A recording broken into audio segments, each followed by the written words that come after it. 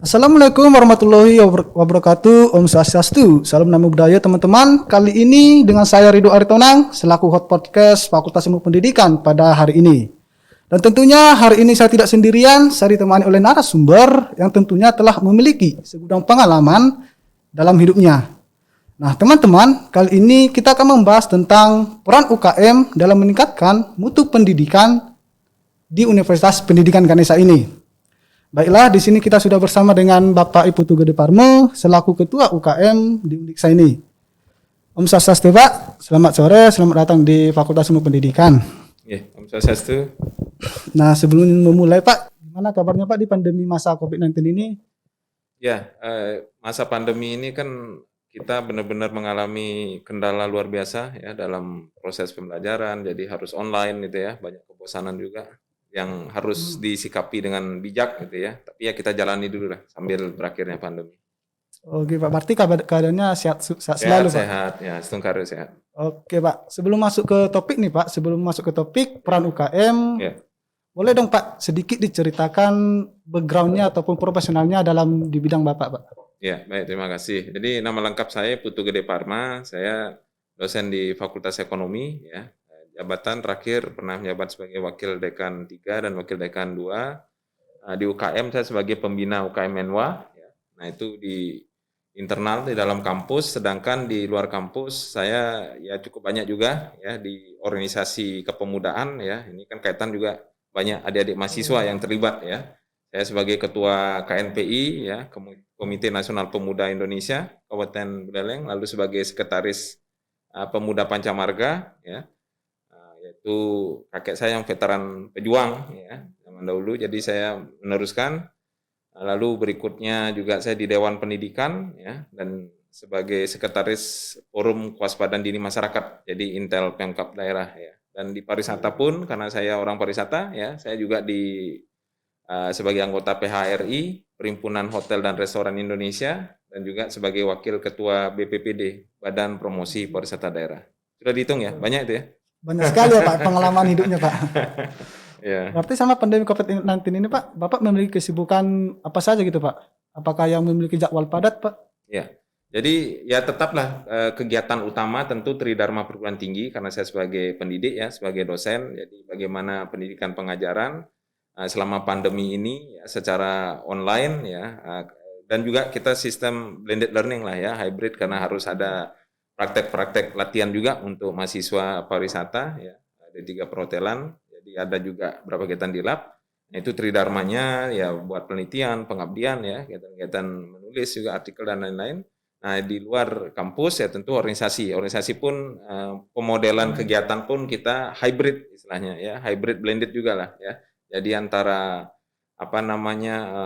pertemuan di secara langsung ya, tatap muka atau tatap maya istilahnya sekarang ya. Jadi nyampur lah ya di organisasi pun walaupun di masa pandemi ya tetap harus kita jalan lah ya. Kita jadi bagaimana mengkiatkan saja.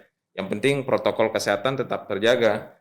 Jumlah misalnya ketika ada kegiatan dialog kepemudaan, ada kegiatan-kegiatan FGD ataupun seminar ya jumlah peserta kita batasi, kita gabungkan juga dengan pemodelan online. Berarti akhir-akhir ini Bapak memiliki banyak kesibukan gitu Pak ya Pak ya? Cukup banyak sekali ya.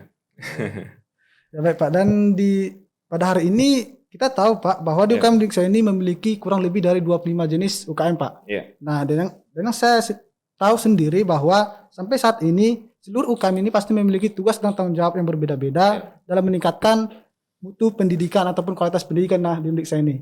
Nah menurut Bapak seberapa pentingkah peran UKM dalam meningkatkan mutu pendidikan Pak? Ya, jadi saya bicara tidak semata karena saya sebagai pembina UKM ya, khususnya UKM Resimen Mahasiswa, tapi secara umum saya melihat peran UKM itu sangat penting ya dalam mendukung kegiatan dan juga proses pendidikan yang diberikan kepada adik-adik kita, kepada mahasiswa ya. Jadi dalam proses pengisian diri ya, bagaimana kita di individu-individu di kampus ini kan kalau saya melihatnya kan ada 3 ya, kita sivitas di kampus ini ada dosen, mahasiswa dan pegawai ya. Nah, jadi ketiganya nih bagaimana bisa tetap sinergi ya, tetap memiliki acuan dalam berkarya ke depan yang harus tetap dijaga. Termasuk juga mahasiswa ya, karena mahasiswa sangat-sangat mendukung ya dalam kegiatannya sehari-hari ya. Baik itu kalau saya dulu mengistilahkan ya ketika saya menjadi wakil dekan 3 Dwi Dharma mahasiswa. Dwi Dharma mahasiswa ini ada 2 dharma istilahnya. Jadi dharma akademik dan dharma ekstra akademik. Ya. Nah, UKM ini kan juga menjadi bagian dari bagaimana adik-adik mahasiswa kita bisa mengeksplor dirinya ya, minat bakat dan kemampuannya entah itu di akademik maupun ekstra akademiknya melalui wadah UKM-NY ini. Jadi UKM ini secara umum memberikan ruang ya kepada adik-adik mahasiswa untuk berkreativitas, berinovasi ya termasuk di masa pandemi ini ya. Di masa pandemi ya kita UKM tidak boleh diam ya, pasti harus terus bergerak. Nah, UKM-UKM ini perannya sentral sekali dalam mendukung juga lembaga kita tercinta Undiksa ya untuk terus berkiprah ya, tidak hanya di level lokal tapi juga di nasional bahkan internasional. Ini terbukti kan banyak prestasi-prestasi ya yang ditorehkan oleh adik-adik kita ya mahasiswa, baik itu kegiatan perlombaan dan sebagainya ya, yang baik bernuansa akademik maupun ekstra akademik. Ekstra akademik ya minat bakat ya, lalu juga olahraga, kesenian ya, kewirausahaan ya, dan jenis-jenis kegiatan lainnya.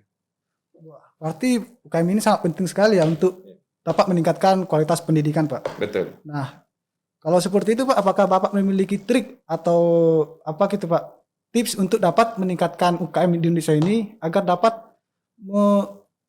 langsung ke topiknya Pak, dapat meningkatkan kualitas pendidikan Pak? Ya, baik. Jadi kalau saya melihat ya, melihatnya pendidikan ini dari konteks tripusat pendidikan ya. Tripusat pendidikan ini kan ada pendidikan formal, informal, non formal ya. Nah, jadi bagaimana UKM ini berperan juga dalam membantu tugas dari tripusat pendidikan ini. Ya, kalau jalur formal kan memang udah melalui sekolah, kampus ya yang resmi. Lalu informal dan non formal itu adalah keluarga ya, di dalam lingkungan keluarga itu sendiri orang tua beserta adik dan kerabat ya. Nah, non formal ini adalah lingkungan organisasi, lingkungan luar ya. Jadi masyarakat secara umum, tokoh masyarakat, organisasi-organisasi. Nah, termasuk walaupun UKM kita menyebutnya juga bagian sebenarnya juga dari formal ya, tapi juga kan dia pasti berhimpitan juga ya, pasti juga memiliki garis hubungan juga dengan kegiatan-kegiatan yang bersentuhan di masyarakat secara langsung, masyarakat sosial. Jadi ini saya rasa sangat penting ya. Jadi UKM-UKM ini saya melihat konteksnya sangat mendukung ya dari bagaimana kita memerankan tripusat pendidikan ini secara utuh ya, secara komprehensif ya. Nah, jadi kolaborasi antara mahasiswa, kegiatan-kegiatannya baik itu di dalam internal maupun eksternal. Nah, ini yang perlu kita kembangkan ke depannya. Nah, kita paham UKM ini kan saya bisa bilang juga sebagai unit kegiatan mahasiswa yang mana organisasi kemahasiswaan lah ya, bagian dari Ormawa juga. Ini kan tujuannya luar biasa mulia ya. Jadi bagaimana pertama juga bisa menjadi tempat dan sarana ya bagi mahasiswa untuk mengembangkan ilmu pengetahuannya ya, keterampilannya yang dia dapat ya sesuai dengan bidang keilmuan yang dia tempuh ya di prodi, jurusan atau fakultasnya masing-masing. Nah, kedua juga menjadi alat dalam melatih ya, mempraktekkan ya. Nah, dia mempraktekkan keilmuannya tersebut juga secara formal maupun non formal ya.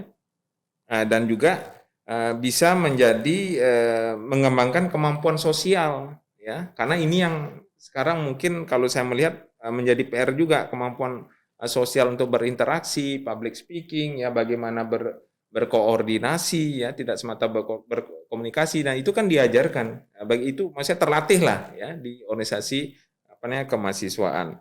Terus juga di Ormawa atau UKM khususnya itu di organisasi tersebut membentuk pribadi-pribadi yang tangguh ya, yang mandiri, yang punya mental karakter yang kuat ya. Nah, kita kan ketahui lah adik-adik sebagai generasi muda ini sebagai ujung tombak ya ke depan untuk bangsa dan negara kita ya. Jadi harus punya tanggung jawab ya. Nah, tanggung jawab ini dimulai dipupuk dengan penguatan karakter ya. Jadi pendidikan karakter itu juga saya lihat akan dirasakan oleh adik-adik yang masuk berkecimpung di UKM ya atau Ormawa secara umum ya. Jadi mereka terlatih untuk menjadi pribadi yang tangguh. Lalu juga meningkatkan wawasan ya pastinya ya. Jadi wawasan pengetahuan baik itu pendidikan ya, penguatan keilmuannya dia masing-masing ya sesuai dengan bidangnya tadi saya sampaikan, pasti itu wawasan akan bertambah karena adik-adik yang di Ormawa di UKM itu pasti kegiatannya lebih banyak bersinggungan bersentuhan juga dengan pihak luar, pihak lain ya. Jadi tidak semata berada yang mungkin non Ormawa atau non aktif di UKM kan lingkupnya lebih kecil dia ya. Dia belajar mungkin di kelas, setelah itu bertemu berinteraksi dengan teman-teman mahasiswanya, sejawatnya, dengan dosen, selesai pulang nggak ada penambahan wawasan setelah itu. Tapi kalau di Ormawa ini pasti akan ada penambahan wawasan. Nah, yang berikutnya yang penting juga adalah memperluas jaringan pergaulan atau link istilahnya ya. Nah, ini yang istilahnya bagaimana kita ke depan ini kan era kita kan era yang disruption era ini ya, revolusi 4.0 ini kan robotisasi ya, dan juga informasi teknologi telekomunikasi yang menjadi peran penting. Jadi bagaimana jejaring link ini akan terbentuk juga dengan Ormawa. Nah, adik-adik di Ormawa utamanya UKM ini juga kan mereka tidak hanya bersinggungan atau berkoordinasi berkomunikasi dengan Ormawa itu saja, pasti juga dengan Ormawa atau UKM lainnya.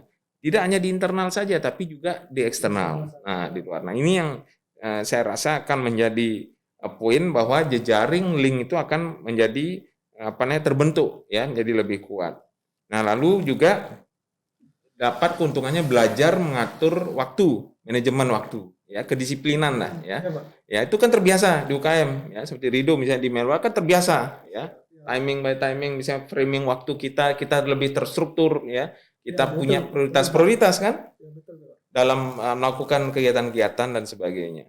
Nah, itu yang saya rasa poin-poin yang rasanya ya bisa menjadi kelebihan lah untuk bagaimana adik-adik itu mau.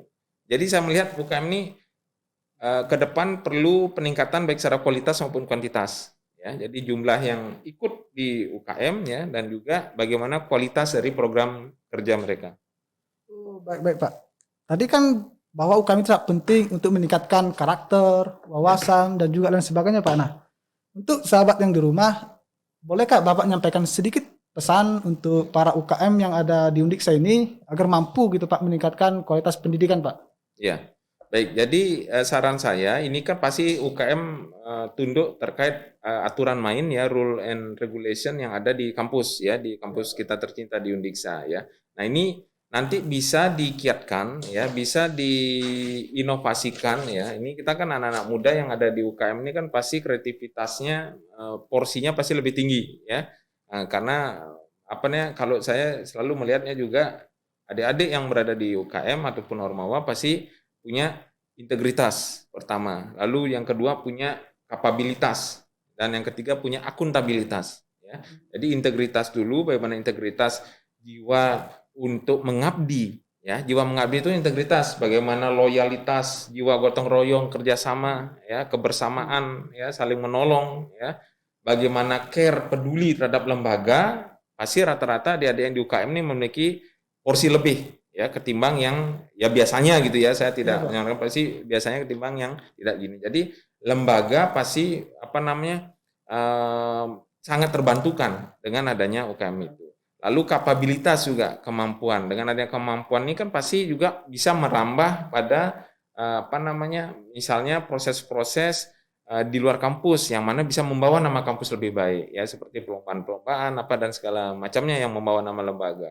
Yang ketiga adalah akuntabilitas, ya, diajarkan untuk punya sikap tanggung jawab. Nah, ini yang ke depan saya minta kepada UKM-UKM untuk selalu menjaga itu, integritas, kapabilitas, dan akuntabilitas ya. Dan termasuk di situasi pandemi kita sekarang, ini kan kita situasi krisis sebenarnya ya. Jadi situasi yang memprihatinkan sekali sebenarnya ya, kondisi masyarakat. Pertama, kita ada permasalahan atau isu kesehatan, lalu juga ada isu ekonomi ya, karena perlambatan pertumbuhan ekonomi pastinya juga ya mempengaruhi ke depan bagaimana pembukaan lapangan kerja ya, bagaimana gerak dari industri. Nah, ini harapannya adik-adik teman-teman di para UKM ini ya bisa memiliki inovasi Ya, jadi ke depan UKM bagaimana bisa mengarahkan gerak UKM ini. Jadi ini kan situasinya abnormal. Kita bukan di situasi normal ya.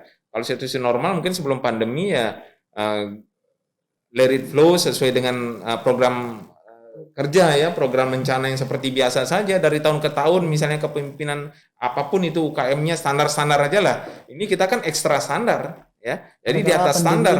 Nah, jadi harus ada sesuatu yang lebih. Ya contoh Menwa lah kemarin, karena saya juga pimpinan Menwa tahu. Kegiatan kita akhirnya banyak kan kegiatan yang sifatnya pengabdian kepada masyarakat. Ya, itu kan mendukung juga program postur dari Tridharma Perguruan Tinggi kita di lembaga. Membantu masyarakat yang tidak mampu atau yang membutuhkan ya. Kita adakan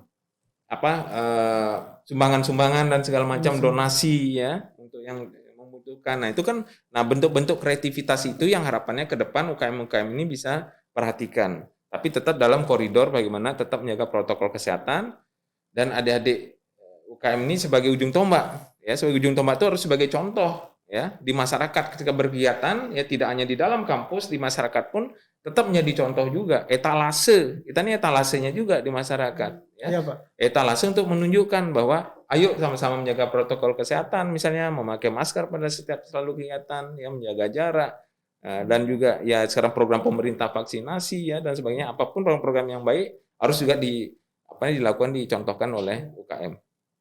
Oh, baik Pak. Pasti UKM itu sangat bisa bilang sangat penting dalam meningkatkan kualitas pendidikan kita. Betul. Juga dapat dengan di UKM kita dapat bisa terjun langsung ke dalam masyarakat, Pak ya. Iya, betul.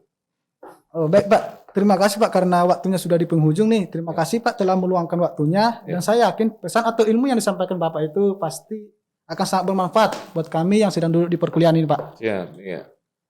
Oke teman-teman, para penonton setia podcast PIP Undiksa, ternyata mengikuti UKM itu sangat penting teman-teman. Kita bisa mendapatkan berbagai pengalaman, cerita, dan juga kita bisa langsung terjun ke dalam masyarakat untuk menyampaikan bahwa pendidikan itu penting. Dan jangan lupa teman-teman selalu hadir di podcast PIP Undiksa, dan bagi kalian yang memiliki kritik ataupun saran bisa di DM di Instagram PIP Undiksa.